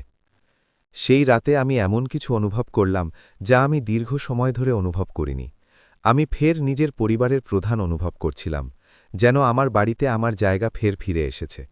না কেবল সেই তালাগুলো থেকে যা আমি বদলেছিলাম, বরং তার থেকেও অনেক বেশি গুরুত্বপূর্ণ সেই মানুষদের খাঁটি সম্মান থেকে যাদের আমি ভালোবাসতাম। রবিবার সকালে রাহুল আমার ঘরের দরজা ধীরে ধীরে ধাক্কা দিয়ে আমাকে জাগাল। রমেশ আঙ্কেল, আপনি কি জেগেছেন? হ্যাঁ রাহুল, ভেতরে এসো। সে দরজা খুলল এবং 2 কাপ কফি নিয়ে ভেতরে এলো। আমি আপনার জন্যে কফি এনেছি। কাল যে ব্যাপারে আপনাকে বলেছিলাম সে ব্যাপারে কি আমরা কথা বলতে পারি? আমি বিছানায় বসলাম এবং কফির কাপটা নিলাম। এটা ঠিক সেইভাবেই তৈরি করা হয়েছিল যেমনটা আমি পছন্দ করতাম, কম চিনি আর দুধ ছাড়া। রাহুল ঘরের একমাত্র চেয়ারটায় বসল, সেই চেয়ারটা যেখানে মিনা প্রতি রাতে চুল বাঁধার জন্যে বসত। রমেশ আঙ্কেল, আমি এই কদিন অনেক ভাবছি। রাহুল শুরু করল। এই বাড়ির ব্যাপারে, পরিবারের ব্যাপারে, সব কিছুর ব্যাপারে। আপনি কি ভাবছেন যে এই বাড়ির কিছু মেরামত দরকার? রং চটে গিয়েছে, কিছু জানলা ঠিকমতো বন্ধ হয় না, গ্যারেজের ছাদ চুইয়ে জল পড়ে। এটা সত্যি ছিল। বাড়ির রক্ষণাবেক্ষণের প্রয়োজন ছিল, কিন্তু আমার কাছে এখন এতটা শক্তি বা টাকা ছিল না যে আমি বড় মেরামত করতে পারি। হ্যাঁ আমি জানি, কিন্তু মেরামতে টাকা লাগে যা আমার কাছে নেই। সেই জন্যই আমি সাহায্য করতে চাই, রাহুল বলল। আমার কাছে কিছু জমানো টাকা আছে আর আমার কাছে সরঞ্জাম আছে, কিন্তু আমার কাছে অভিজ্ঞতা নেই। আপনার কাছে অভিজ্ঞতা আছে। আপনি কি প্রস্তাব দিচ্ছেন যে আমরা একসাথে কাজ করি, যে আপনি আমাকে মেরামত করা শেখাবেন যখন আমরা সেগুলো করব? এটা এমন হবে, আমি জানি না, যেমন বাবা আর ছেলের একটা প্রজেক্ট। ওর শব্দগুলো আমার হৃদয় ছুঁয়ে গেল। রাহুল, আমার এটা খুব ভালো লাগবে, কিন্তু তুমি সবকিছু একা বহন করতে পারো না। ওটা নিয়ে চিন্তা করবেন না, এটাকে বাড়ির জন্য আমার অবদান হিসেবে ধরে নিন। সর্বোপরি এটাও তো আমার বাড়ি। প্রিয়া ঘরের দরজায় দেখা দিল। আমি কি মাঝখানে আসতে পারি? নিশ্চয়ই মা। রাহুল আমাকে বাড়ির মেরামতে একসাথে কাজ করার প্রস্তাব দিচ্ছিল। আমার তো এটা একদম সঠিক মনে হয়, প্রিয়া হাসতে হাসতে বলল। আমিও সামিল হতে চাই। রাহুল হেসে বলল, তোমার কি নির্মাণ কাজের জ্ঞান আছে? আমার নির্মাণ কাজের জ্ঞান নেই, কিন্তু আমি পরিষ্কার করা, রং করা আর শ্রমিকদের জন্য স্যান্ডউইচ বানাতে ওস্তাদ। সেই বিকেলে আমরা 3 জন রমেশের বন্ধু রাহুলের হার্ডওয়্যারের দোকানে জিনিসপত্র কিনতে গেলাম। রাহুল প্রয়োজনীয় জিনিসের লিস্ট বানিয়েছিল, রং, ব্রাশ, জানলার জন্য পুটিং আর ছাদ মেরামতের সরঞ্জাম। দোকানদার সবসময়ের মতো হেসে আমাদের স্বাগত জানালো। রমেশজি, বাড়ির সংস্কার করাচ্ছেন? হ্যাঁ, অনেকটা সেই রকমই। রাহুল আমাকে সাহায্য করছে। খুব ভালো কথা, বাড়িগুলোকে ভালো অবস্থায় রাখা গুরুত্বপূর্ণ।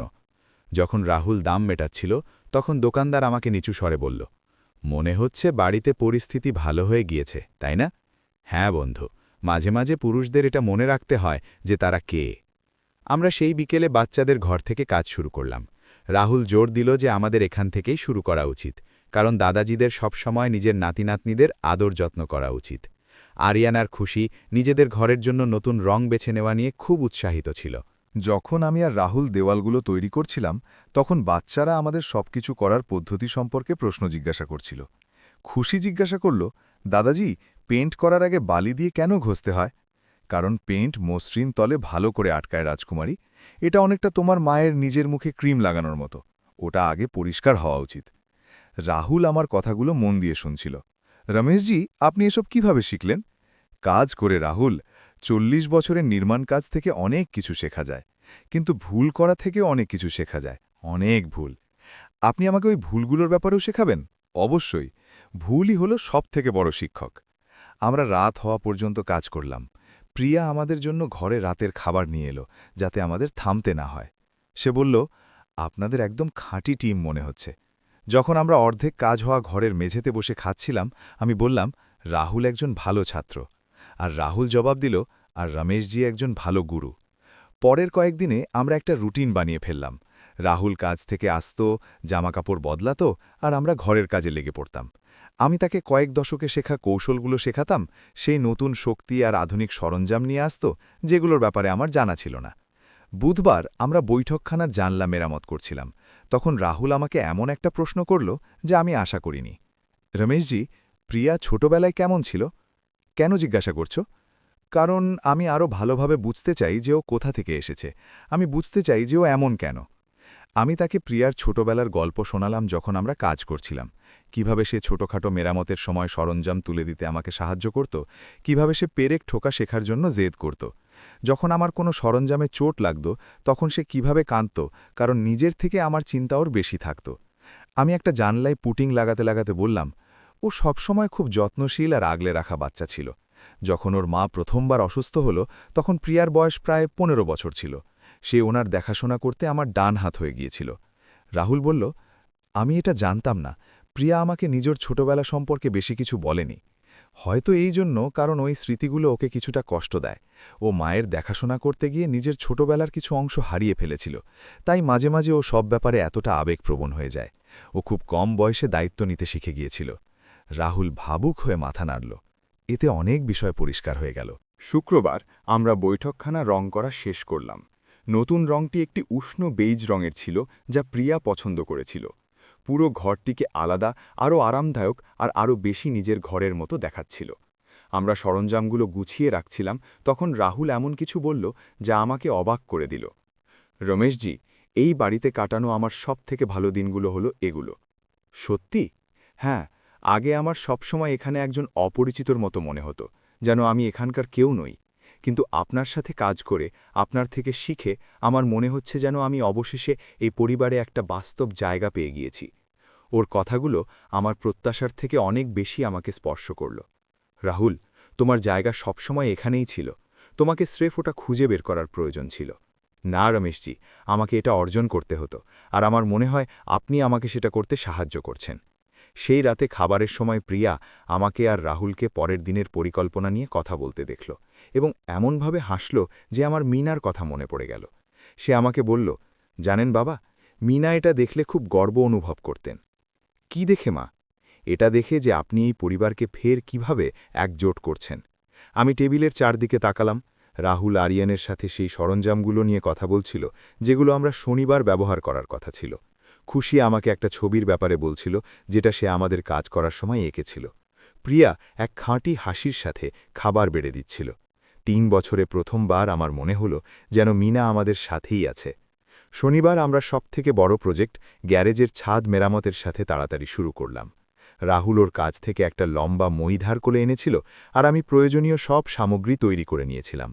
ব্রেকফাস্ট করতে সময় আমি তাকে সবকিছু বুঝিয়ে বললাম যা আমরা করতে চলেছি। প্রতিটা টালির পরীক্ষা করা গুরুত্বপূর্ণ রাহুল। জল চুইয়ে পড়া প্রায় কখনোই সেখানে হয় না যেখানে মানুষ ভাবে। জল এক পাশ থেকে চুইয়ে নামে আর অন্য পাশে দেখা যায়। আমরা কিভাবে জানব যে সমস্যা আসলে কোথায়? ধৈর্য ধরো আমার ছেলে, প্রতিটা পদক্ষেপ পরীক্ষা করতে হয়। যখন আমরা সরঞ্জাম তৈরি করছিলাম তখন প্রিয়া গ্যারেজে এলো। আপনারা দুজনে কি ওই মইয়ের ওপর উঠতে চলেছেন? চিন্তা করো না মা, রাহুল উঠবে, আমি নিচ থেকে ওকে পথ দেখাবো। বাবা, সাবধানে থাকবেন, এখন আপনার বয়স নেই। বয়স নেই তো কি হয়েছে, আমার কাছে ৭২ বছরের অভিজ্ঞতা আছে, আমি চোখ টিপে বললাম। আমরা সকাল প্রায় ৯টার সময় কাজ শুরু করলাম। রাহুল মই বেয়ে ওপরে নিচে যাতায়াত করছিল। আমি ওকে বলছিলাম কি খুঁজতে হবে, কি পরীক্ষা করতে হবে, একটা টালি খারাপ কিনা সেটা কিভাবে জানতে হবে। এটা একটা নাচের মতো ছিল, যা আমরা সারা সপ্তাহ ধরে রপ্ত করেছিলাম। ওর কাছে শক্তি ছিল, আমার কাছে জ্ঞান। রমেশজি, আমি কিছু পেয়েছি, রাহুল ওপর থেকে চিৎকার করে বলল। এখানে প্রায় ৩টে আলগা টালি আছে। ওগুলোকে সাবধানে নিচে নামাও, দেখি ওগুলোকে ফের ব্যবহার করা যায় কিনা, নাকি আমাদের নতুন কিনতে হবে। যখন রাহুল ওপরে কাজ করছিল, আমি নিচে সরঞ্জামগুলো সাজাচ্ছিলাম। এটা একটা অদ্ভুত কিন্তু সুন্দর অনুভূতি ছিল যে আমি ফের নিজের পরিবারের ঘরে কাজ করছি। অনুভব করছিলাম যে আমরা যা কিছু করছিলাম সেটা ঘরটাকে আরও ভালো বানাচ্ছিল। এই সব বছরে আমি নিজেকে সামান্য মেরামতের মধ্যে সীমাবদ্ধ রেখেছিলাম, কারণ আমার কাছে কোনো সাহায্য ছিল না, আর কেউ ঘরটা রক্ষণাবেক্ষণ করার ব্যাপারে আগ্রহ দেখাচ্ছিল না। প্রায় ১১টার সময় আরিয়ান গ্যারেজে এলো। দাদাজি, আমি কি সাহায্য করতে পারি? হ্যাঁ ভাই, কিন্তু সাবধানে, এটা পুরুষদের কাজ। যখন আমি এটা বললাম তখন আরিয়ান গর্বে সোজা হয়ে দাঁড়ালো। আমি কি করতে পারি? তুমি কি আমাকে পেরেকগুলো সাইজ অনুযায়ী সাজাতে সাহায্য করতে পারো? এটা নির্মাণ কাজে খুব গুরুত্বপূর্ণ। রাহুল এক মুহূর্ত আরাম করার জন্য মই থেকে নিচে নামল এবং আরিয়ানকে খুব গুরুত্বের সাথে পেরেক সাজাতে দেখল। রমেশজি, আপনার কি কোনো নতুন শাগের্দ হয়েছে? এই বাচ্চার হাত কাজের জন্য খুব ভালো, ঠিক ওর দাদাজির মতো। যখন আমি এটা বললাম তখন আরিয়ান খুশিতে হাসল। রাহুল আঙ্কেল, আরিয়ান বলল, আপনি কি জানেন যে আমার দাদাজি এই পুরো বাড়িটা নিজেই বানিয়েছেন? পুরোটা নয়, আমি সংশোধন করলাম। আমি কিছু বন্ধুর সাহায্য পেয়েছিলাম, কিন্তু হ্যাঁ, আমি বেশিরভাগ অংশই বানিয়েছিলাম। এটা অবিশ্বাস্য, রাহুল বলল। আপনার কত সময় লেগেছিল? প্রায় ২ বছর। আমি দিনের বেলা অন্য জায়গায় কাজ করতাম আর সন্ধ্যায় এবং ছুটির দিনে এখানে আসতাম। কিছুক্ষণ পর খুশিও একটা ট্রেতে করে ফ্রেশ জলের গ্লাস নিয়ে এলো, যা প্রিয়া তৈরি করেছিল। শ্রমিকদের জন্য সে খুব গুরুত্বের সাথে ঘোষণা করল। ধন্যবাদ রাজকুমারী, আমি বললাম। শ্রমিকদের হাইড্রেটেড থাকা প্রয়োজন। যখন আমরা জল খাচ্ছিলাম, রাহুল আমাকে এমন কিছু জিজ্ঞাসা করল যে আমি অবাক হয়ে গেলাম। রমেশজি, আপনি আমাকে আগে কখনো বাড়ি বানানোর ব্যাপারে কেন বলেননি? তুমি কখনো জিজ্ঞাসা করনি রাহুল, আর এমনিতে তোমার কখনো আগ্রহ ছিল না। আমি জানতাম না কিভাবে জিজ্ঞাসা করব। আমার মনে হয়েছিল হয়তো আপনার অতীত নিয়ে কথা বললে সমস্যা হবে। রাহুল, আমাদের বয়সের পুরুষরা নিজেদের গল্প শোনাতে পছন্দ করে। আমরা চাই নতুন প্রজন্ম এটা জানুক যে আমরা কি করেছি, আমরা কি শিখেছি, কিন্তু তখনই যখন কেউ শুনতে চায়। আমি শুনতে চাই, রাহুল বলল। আমি চাই আপনি আমাকে সব কিছু বলুন। আমরা সন্ধে পর্যন্ত কাজ চালিয়ে গেলাম। রাহুল মই বেয়ে যাতায়াতে খুব দক্ষ হয়ে গিয়েছিল, আর আমি ফের নিজেকে দরকারি অনুভব করছিলাম। কাজের নির্দেশ দিচ্ছিলাম, সমস্যার সমাধান করছিলাম, কৌশল শেখাচ্ছিলাম। বাচ্চারা গ্যারেজে আসা যাওয়া করছিল, প্রশ্ন করছিল, ছোটখাটো সরঞ্জাম এগিয়ে দিচ্ছিল, নিজেদের টিমের অংশ মনে করছিল। প্রায় ৩টের সময় প্রিয়া সবার জন্য স্যান্ডউইচ নিয়ে এলো। কেমন চলছে? খুব ভালো মা, রাহুল খুব তাড়াতাড়ি শিখছে, আর রমেশজি খুব ভালো শেখাচ্ছেন, রাহুল যোগ করল। এখন আমি বুঝছি এই বাড়িটা এত সময় ধরে কেন টিকে আছে। এটা খুব ভালো করে বানানো হয়েছে। আমরা উঠোনে সেই নিম গাছের ছায়ায় খেতে বসলাম, যেটা আমি এত বছর আগে লাগিয়েছিলাম। রাহুল বাড়িটাকে অন্য চোখে দেখছিল। রমেশজি, আমি কি আপনাকে ব্যক্তিগত কিছু জিজ্ঞাসা করতে পারি? নিশ্চয়ই। আপনি এই বিশেষ জমিতেই বাড়ি বানানোর সিদ্ধান্ত কেন নিয়েছিলেন? মিনার জন্য, আমি দ্বিধা ছাড়াই বললাম। ও এই জায়গাটা পছন্দ করেছিল কারণ ও রান্নাঘরের জানলা দিয়ে সূর্যাস্ত দেখতে পেত। ও বলতো যে ও প্রতিটা দিন সূর্যকে অস্ত যেতে দেখে রুটি বানাতে চায়। এটা শুনে প্রিয়া হাসল।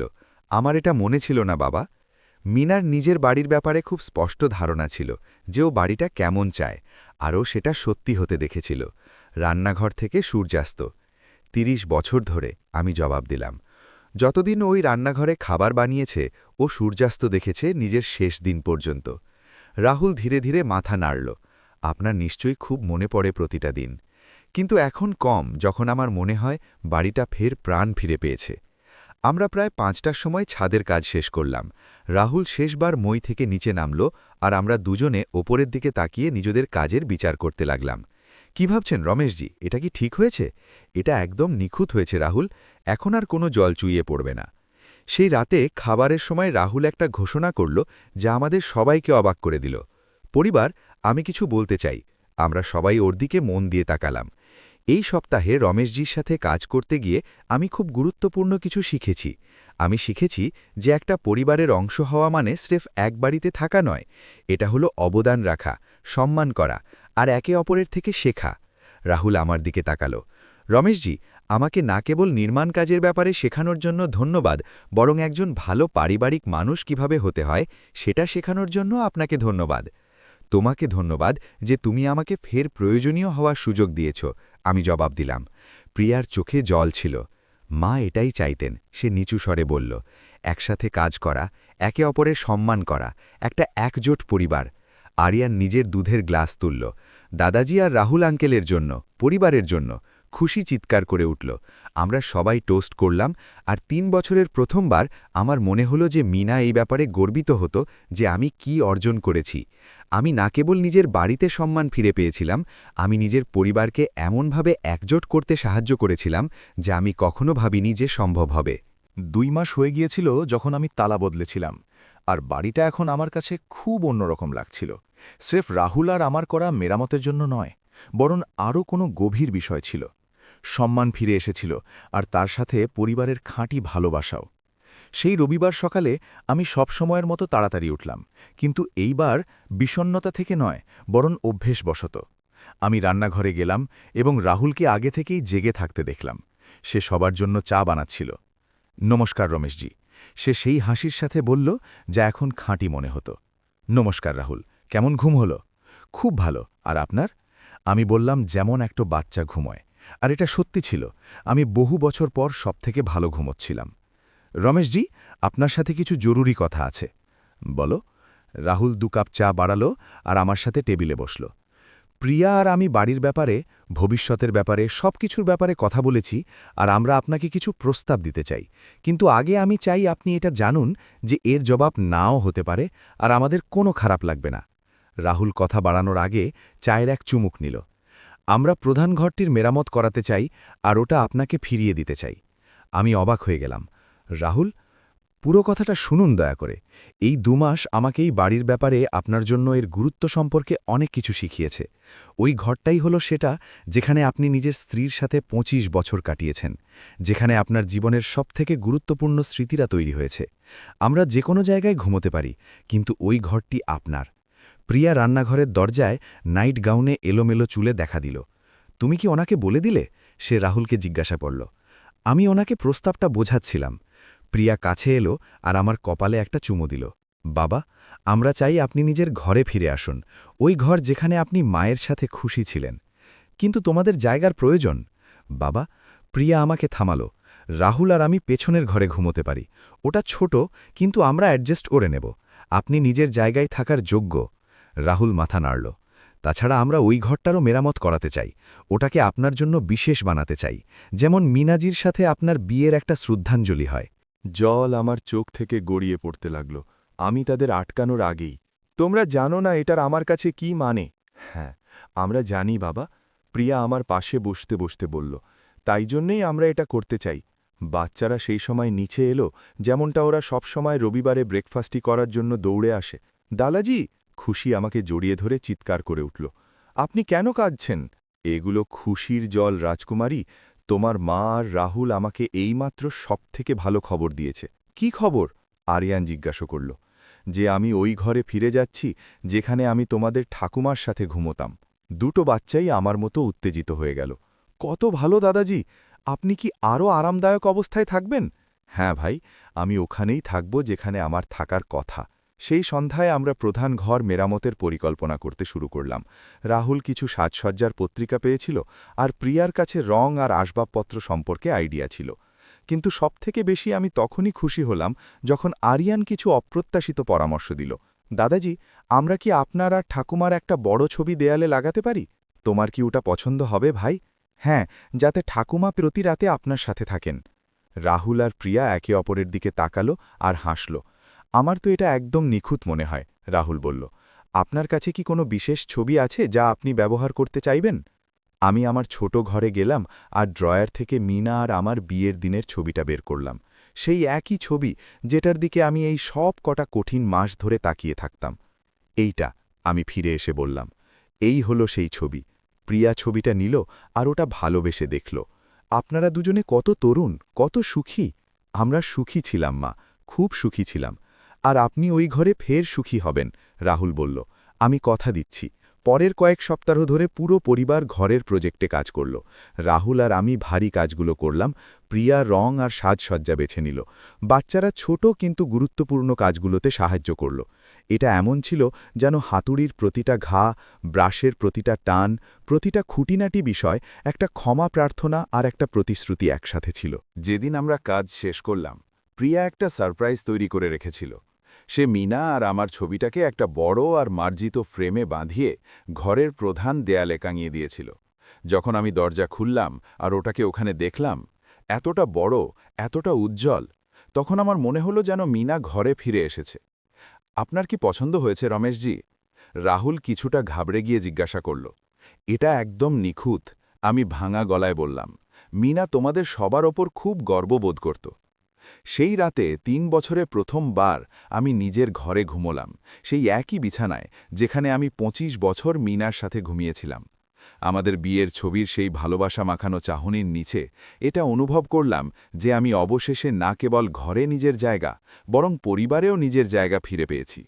ঘুমানোর আগে আমি ছবির দিকে তাকালাম আর মিনার উদ্দেশ্যে ফিসফিস করে বললাম, আমরা করে দেখিয়েছি আমার ভালোবাসা, আমাদের পরিবার ফের এক হয়ে গিয়েছে। পরের দিন সকালে আমি ব্রেকফাস্ট করতে নিচে গেলাম আর দেখলাম যে পুরো পরিবার আর একটা সারপ্রাইজ নিয়ে আমার জন্য অপেক্ষা করছে। প্রিয়া আমার পছন্দের ব্রেকফাস্ট বানিয়েছিল, রাহুল সেই গান চালিয়েছিল যা আমি পছন্দ করতাম, আর বাচ্চাদের কাছে আমার জন্য লেখা চিঠি ছিল।